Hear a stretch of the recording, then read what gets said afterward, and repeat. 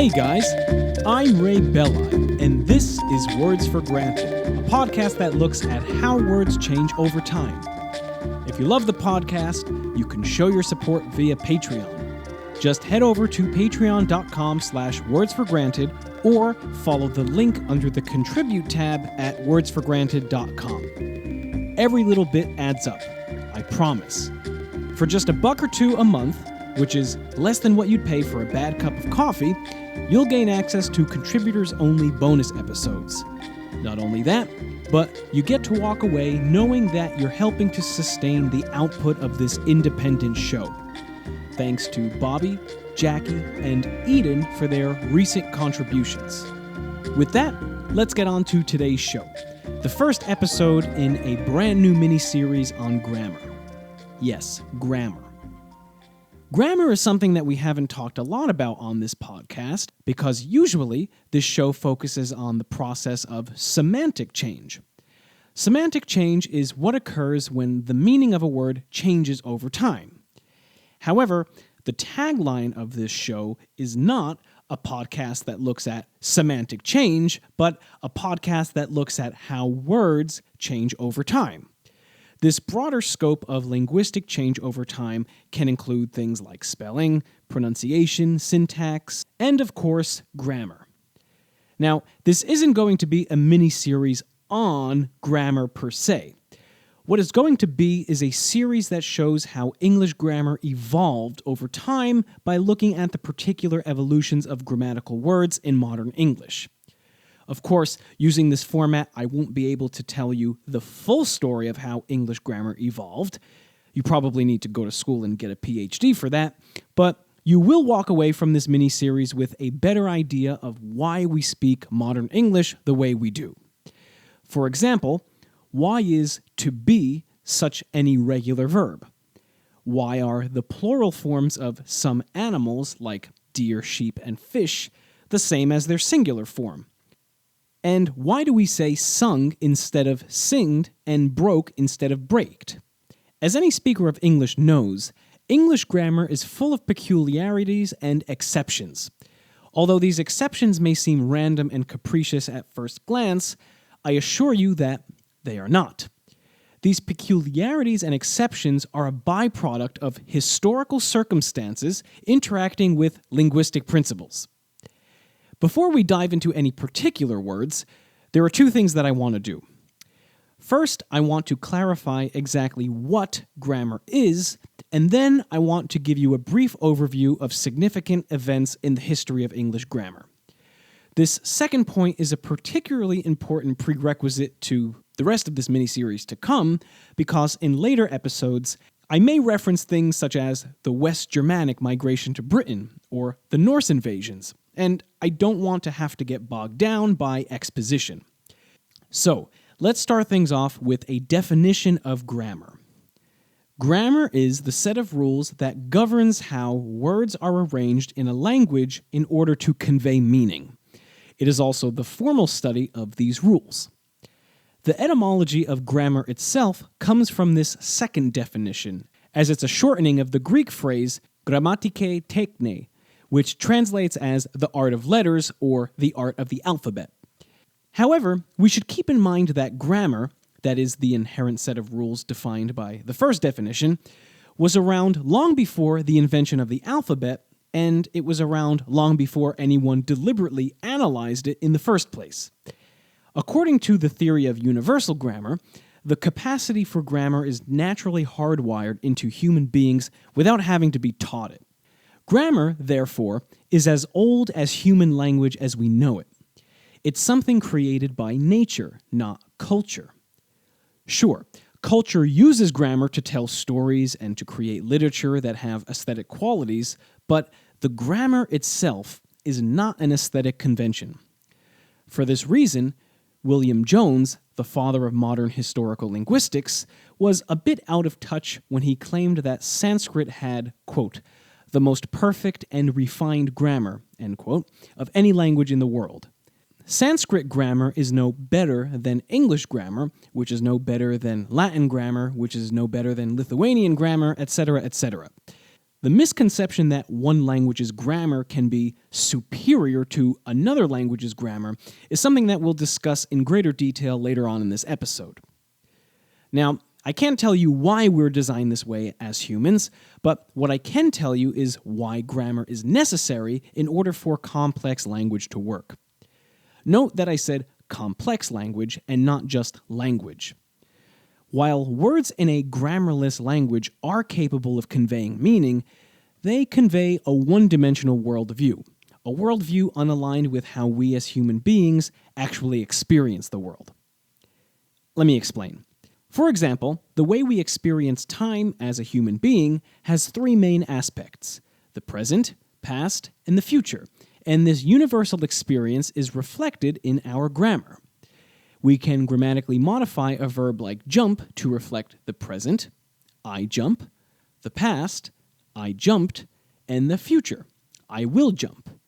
We also have more complex tenses, such as the present progressive, I am jumping, which indicates an action happening right now, and the past perfect, I had jumped, which indicates a past action that is permanently completed. Without even realizing it, we slip in and out of different tenses all the time in order to accurately convey meaning, and all of this is made possible by none other than grammar. When we modify a base word in order to change its grammatical case, this is called an inflection. Another hallmark of grammar is the sentence, which linguists define as a distinct unit of words whose meaning is determined by a grammatical relationship. When I say, I jumped over you, the particular order of those words, also known as syntax, determines the meaning of what I'm saying. If instead of, I jumped over you, I said, you jumped over I, not only would I need to be inflected as me in order to mark the first person as an object pronoun, but you would become the subject of the sentence, thus changing the entire meaning. Hopefully these two examples demonstrate how words without grammar have a real limitation. If we used words without grammar, we would be no different from other animals, because indeed, many animals use words or sounds to convey basic meanings, but because they don't have grammar, they can't form sentences or create layers of meaning, and therefore they can't express complex ideas like we can. For the linguists among you, none of what I'm saying is revolutionary. But for the non-linguist lay people interested in how language works and why it works, I hope these were some interesting points to consider. So, with those out of the way, let's take a brief tour through the history of English grammar, starting with the Old English spoken by the original Anglo-Saxon settlers on the British Isle in the 5th century CE. What were the characteristics of Old English? Well, first and foremost, Old English was a Germanic language, specifically a West Germanic language. Modern English is still a Germanic language, but most of its Germanic features have been lost over time. When I say features, I'm really referring to something called morphology, which is the linguistic term that refers to word shapes or patterns of conjugation within a language. Old English had masculine, feminine, and neuter nouns, each of which had its own grammatical case endings used to indicate parts of speech. These case endings included the nominative, accusative, dative, and genitive with 7 declensions. In contrast, modern English nouns don't have grammatical gender at all. Also, with the exception of pronouns, we generally don't inflect or change the form of nouns based on their part of speech. So, let's take an arbitrary noun like stone. A stone is a stone, whether it's the subject or, say, the indirect object of a sentence. But in Old English, a stone in the subject position, or the nominative case, was inflected as stan, while in the indirect object position, or the dative case, it was inflected as stane. Old English adjectives had 5 cases and 3 genders. An Old English adjective had to agree with the case and gender of the noun it described. In contrast, modern English adjectives have no case and no gender. So, let's say we have a gray stone. Well, if we had gray stones, we don't make gray plural. It stays the same. We also don't inflect adjectives to agree with the case of the nouns they're describing.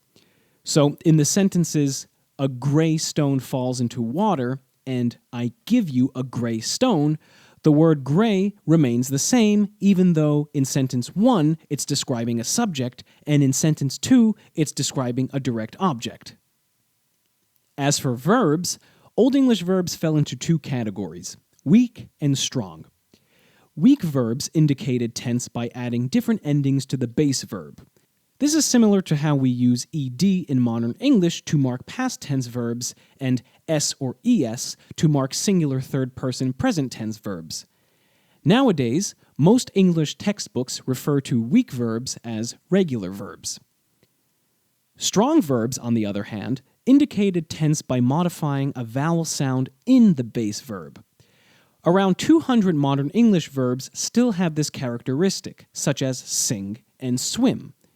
We say sing, sang, sung, and swim, swam, swum, not sing, singed, singed, and swim, swimmed, swimmed. Most modern English textbooks classify these nouns as irregular. Indeed, they are irregular based on the regular formula, but all modern English irregular verbs that modify vowel sounds to show tense are actually a relic of this regular convention of Old English grammar. As for syntax, or word order, Old English was flexible. Since it had a grammatical case system that marked each word's part of speech, its word order was much more fluid than that of modern English. We'll talk about the evolution of this flexible syntax into the more rigid syntax found in modern English in just a bit. So there's a basic crash course in Old English grammar from the 5th through 9th centuries CE. Over the course of that time period, the structure of English remained fairly static. Then enter the Vikings. The first Viking invasion of Britain occurred in 793 at Lindisfarne, and in the decades to follow, Vikings launched attacks throughout Britain. But they did more than loot and plunder. They took over large areas of land, settled down, and began interbreeding with the Anglo-Saxons already on the island.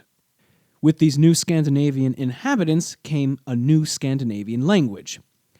The Vikings that invaded and settled in Britain spoke Old Norse, a Northern Germanic language.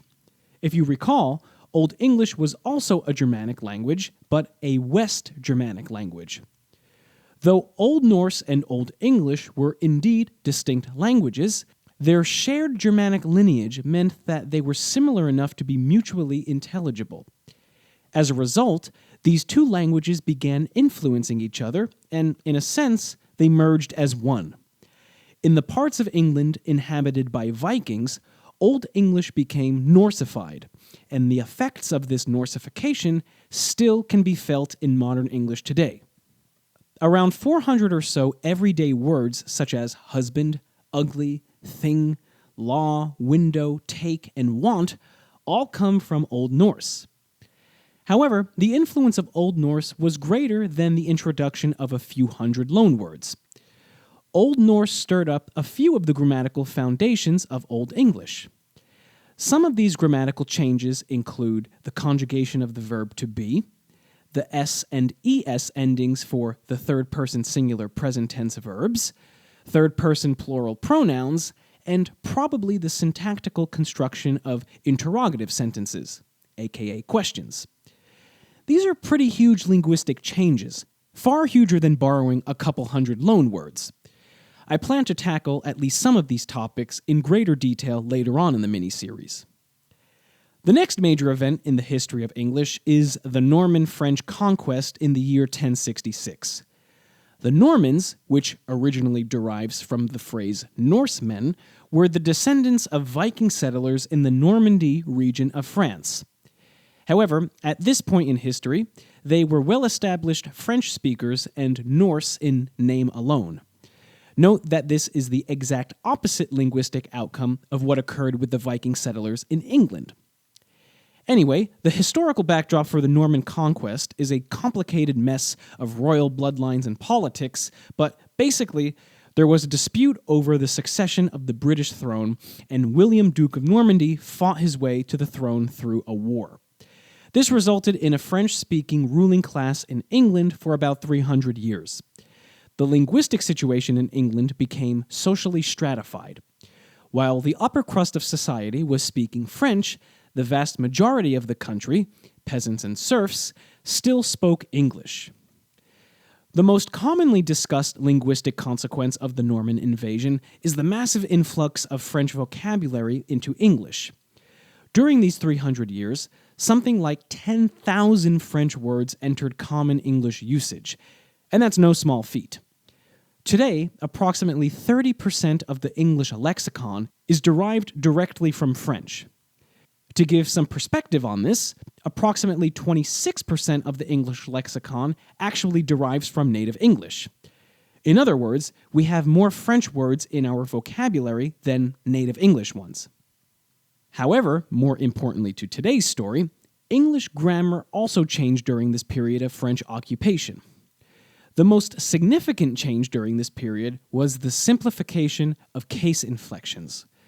You'll recall that Old English was a highly inflected language, as we've already discussed, which meant that each part of speech had its own special ending. Well, that feature of English completely eroded during this period. Instead of case endings, English, like Norman French, began relying on word order or syntax in order to convey grammar.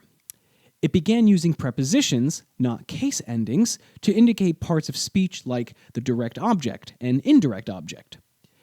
Linguists believe that the main force behind the erosion of case endings was due to phonological change. The sound of French was influencing the sound of English, and these sound changes made it difficult for the Old English case endings to easily roll off the tongue. As I've discussed in previous episodes of Words for Granted, pronunciation tends toward the path of least resistance, so by the 14th century, the Old English case system had basically disappeared. Although word order was flexible in Old English, it tended toward an SOV, or subject-object-verb, construction. This word order was typical of ancient Germanic languages. We can see a remnant of this in the modern English word manslaughter, strangely enough. Manslaughter derives from the Old English compound monslat, which is literally the words for man plus strike. Here, the object comes before the verb. If we were to make a sentence out of this, in modern English we would say, I strike a man. But the survival of the compound word manslaughter suggests the I a man strike construction. We also see this grammatical relic in modern English compounds including the word bearing, such as childbearing or fruit-bearing. As a sentence unto itself, you wouldn't say the tree is fruit-bearing, but rather the tree is bearing fruit. After the Norman conquest, English began tending toward its modern SVO, or subject-verb-object construction. Consider this statistic. During the 1200s, 53% of the written record shows direct objects coming before the verb. By the 1400s, that number is down to 14%, and by the 1500s, at which point we enter the early modern English period, it's down to just 2%. Today, barring instances of poetic license, that number is down to 0%.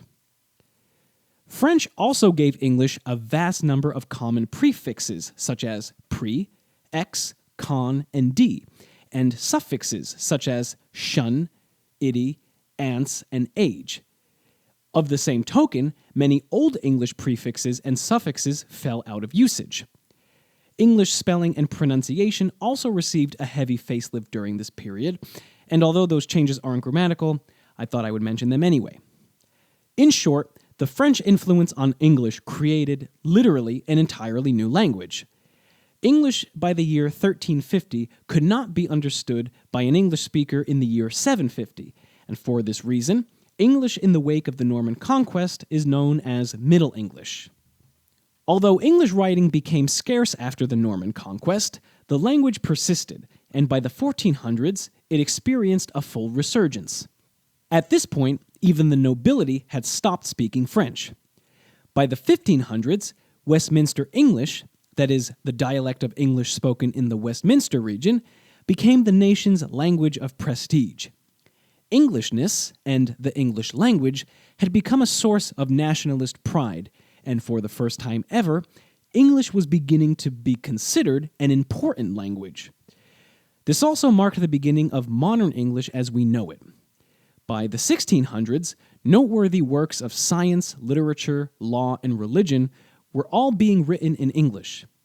These new trends inspired people to formally study English for the first time in history, and as a result, English grammar was born. When I say English grammar was born, I'm talking about the study of linguistic rules, not the birth of those rules themselves. You see, before this point, the study of grammar was something that strictly applied to Latin. Prior to the 1600s, the word might even have been defined as the study of Latin, as opposed to the study of how any language's rules work. During the medieval period, Latin was both the language of the church and the European lingua franca.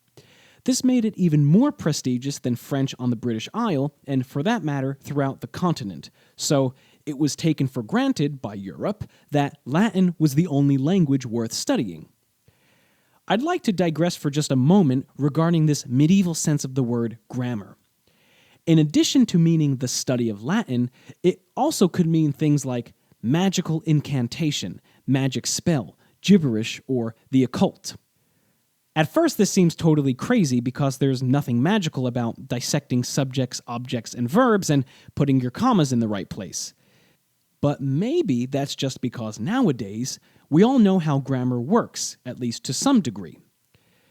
During the medieval period, most of England was illiterate.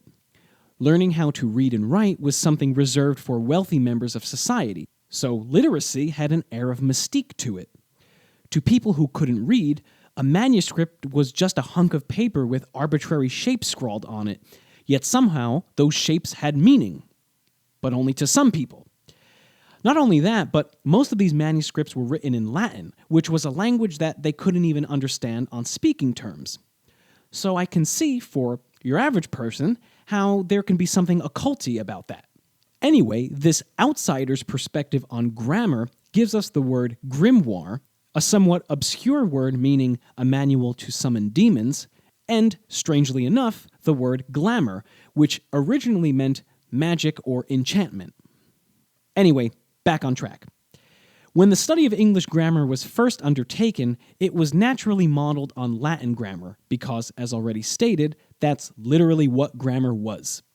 The first ever book on English grammar, called Pamphlet for Grammar, was written by William Bullochar in 1586, and its form and presentation emulated William Lilly's Rudimenta Grammatices, a popular book on Latin grammar published a few decades earlier.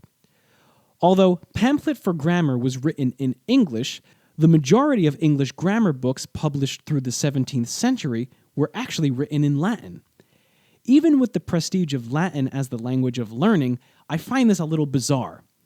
Imagine learning about the grammar of your native tongue in a book written in a foreign language, and a dead and unrelated language at that. The trend of trying to fit English grammar into a Latin mold produced a handful of dubious rules that still persist today among some language pedants. The most famous prescriptivist rules that date back to this time period are that you can't end a sentence with a preposition, you can't use double negatives, and you can't split infinitives. These are rules of Latin grammar, and indeed, they make a whole lot of sense in Latin, especially that rule about splitting infinitives. It's impossible to split an infinitive in Latin since the infinitive is a single word.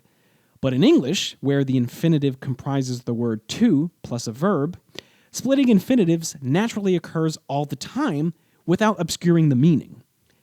Contrary to these rules, splitting infinitives, emphatic double negatives, and ending sentences with prepositions are features ingrained into how we speak. And it's not because we're using some degenerate form of grammar. It's simply because English isn't Latin. By the 18th century, the popularity of English grammars written in English itself had rapidly increased. Previously, formal language education had been restricted to wealthy men, but now it began to include women and children, and also middle-class tradesmen and merchants, none of whom had the first clue about Latin. It was during this period that most of the English grammar that we learn in schools today was standardized. It's received a few revisions here and there, but basically, English grammar has been the same since the late 18th and early 19th centuries. Part of the reason why it hasn't changed is due to standardization itself. This is kind of common sense, but let's take a moment to consider in greater detail why this is the case. In the centuries before the widespread availability of books prescribing quote-unquote correct grammar, people spoke however they wanted to.